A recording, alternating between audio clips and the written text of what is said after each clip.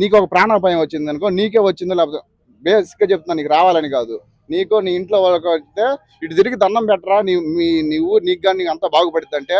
ఇప్పుడు వాళ్ళు నువ్వు అనేది ఏంటంటే బెనిఫిట్స్ కోసం రిలీజియన్ అట్లాగే ఉంచేసి ఈ దేవుణ్ణి కొలుస్తారా అని నువ్వు అడుగుతున్నావు, అంతే కదా నువ్వు అంటుంది.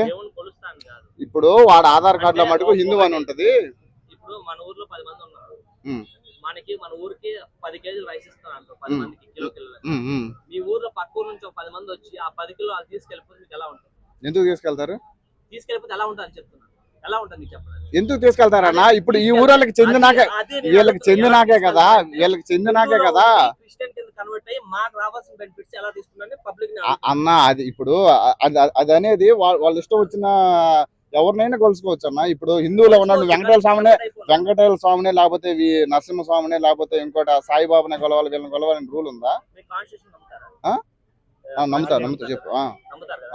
అందులో ఇప్పుడు దాన్ని చీట్ చేస్తే ఎంత పెద్ద నేరం తెలుసా? ఏది? కాన్స్టిట్యూషన్ చీట్ చేస్తే ఎంత పెద్ద నేరం తెలుసా? అది అట్లా నువ్వే అన్నా. ఇప్పుడు అతనికి ఉంది కదా రిలీజియన్ అనేది, అది అతను కన్వర్ట్ ఇట్లా ప్యూర్ గా కన్వర్ట్ చేసుకోవచ్చు కదా, అటు ఇటు ఎందుకు ఉండడం అని అడుగుతావు. వెళ్ళి అది వాళ్ళ ఇష్టం అన్నది. వాళ్ళు ఇప్పుడు ఒకటన్నా, నువ్వు రేషన్ బియ్యం తింటున్నావు అంటే వాడు ఎంత అనగారిన పిల్లోడు నువ్వు చూడు, ఆ కుటుంబం ఎంత అనగారిందో చూడు, అంతేగాని వీటి కోసం ఈ లబ్ధి పొందడం కోసం మతాన్ని అడ్డం పెట్టుకొని ఆడుతున్నారనేది చూడమాకన్నా. ఒకటన్నా, ఇప్పుడు నీ దగ్గర డబ్బులు ఉన్నాయన్నా, నీ దగ్గర డబ్బులు ఉన్నాయి, నీకేం అవసరం లేదు. నువ్వు రేషన్ బియ్యం తిన్నావు, రేషన్ బియ్యం కోసం అలవాటు ప్రజలు కూడా ఉన్నాడు, పేగులు ఆకలి కేకలేసే ప్రజలు ఉంటారు. వాళ్ళు ఎందుకు కన్వర్ట్ చేసుకున్నారంటే వాళ్ళకి ఆ బియ్యం దొరక కన్వర్ట్ చేసుకోలేదేమో.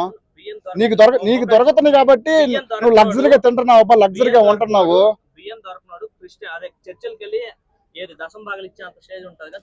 ఇప్పుడు నువ్వు ఒక నాస్తికుడిగా ఉన్నావు అనుకో, నీకు ఒక ప్రాణాపాయం వచ్చింది అనుకో, నీకే వచ్చిందో లేకపోతే బేసిక్గా చెప్తున్నా, నీకు రావాలని కాదు, నీకు నీ ఇంట్లో వాళ్ళకి వస్తే ఇటు తిరిగి దండం పెట్టరా, నీకు కానీ నీకు అంతా బాగుపడుతుంది అంటే నీ నాస్తికత్వం మొత్తం పక్కన పెట్టి దండం పెడతావు. నీ ప్రాణం మీదకి వచ్చినప్పుడు తెలిసిద్ది, నీకు ఆ ఆకలి కేకలు ఉన్నప్పుడు తెలిసిద్ది నీకు ఆ బాధ ఏందో, వాళ్ళు వాటి కోసం ఎందుకు ఆధారపడుతున్నారా అనేది. అదే ఆ సంక్షేమ పథకాల కోసం ఏదైతే ఉన్న బియ్యమో లేకపోతే కందిపప్పు చక్కెర వేటి కోసం అయితే ఆరాటపడుతున్నాడు, ఎందుకు ఆరాటపడుతున్నాడు పూర్తిగా కన్వర్ట్ అయ్యే ఉండొచ్చు అంటున్నావు కదా. నీకు ఆ బాధ తెలిసినప్పుడు అర్థమైంది ఇటు ఎందుకు ఉంటున్నారు అటు ఎందుకు ఉండట్లేదని. ఒకటి నమ్మకాల గురించి మనం మాట్లాడకూడదు అన్న, ఎవడో నమ్మకం ఆడిది. ఇప్పుడు ప్లేయర్స్ ఉంటారు, భూమిని దండం పెట్టుకోబోతారు, ఆడేముందర పిచ్చినాయాలు ఉట్టి నేలను దండం పెట్టుకున్నాడు అనేది తప్పు, అర్థమైందా? ఇటుండి కంప్లీట్ గా హిందూగానే ఉండొచ్చు కదా, ఇటుండి అటు ఎందుకు అనేది అన్న, ఇవన్నీ అన్నెసరీ థింగ్స్ అన్న. ఏమన్నా సబ్జెక్ట్ ఉంటే మాట్లాడు. ఎందుకంటే ఇది ఒక రకంగా హిందూ బెనిఫిట్స్ తీసుకోవడమే కాకుండా కాన్స్టిట్యూషన్ ని మోసం చేస్తాడు కూడా. ఎందుకంటే చాలా అన్న కాన్స్టిట్యూషన్ మోసం చేసేది.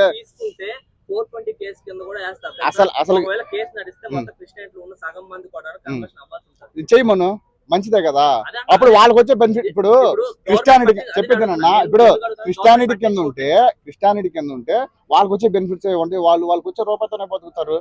ఇవన్నీ ఇప్పుడు చంద్రబాబు పెట్టిన సంక్షేమాలన్నీ లేకపోతే వీళ్ళేం పెద్దవాళ్ళు కోటేశ్వరులే మేడలు గట్టలు కన్నా వీళ్ళని పెద్దవాళ్ళని తొక్కేయలేరుగా, కడుపు నింపుకొని బతికే వాళ్ళు వాళ్ళ మీద ఏందన్న రాజకీయాలు.